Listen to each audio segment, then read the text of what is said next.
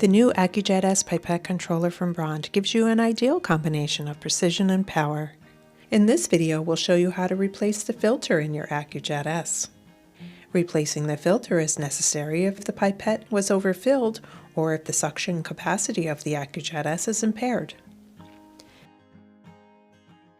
If there is a pipette connected to the accu-jet S, you can remove it now.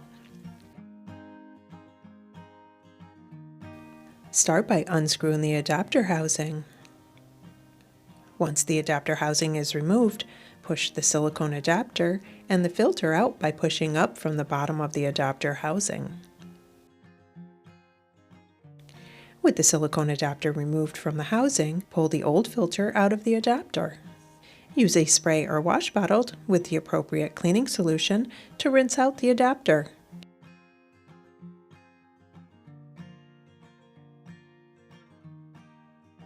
And allow it to dry.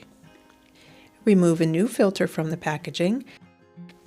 With the wide connection, insert it into the top of the silicone adapter.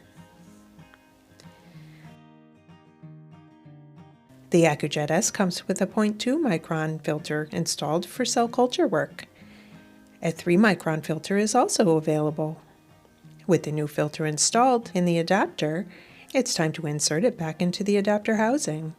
Press gently on the housing cover until the threads align, allowing the adapter to screw into place. If you have additional questions, contact Brandtech Scientific Customer Service or log on to brandtech.com.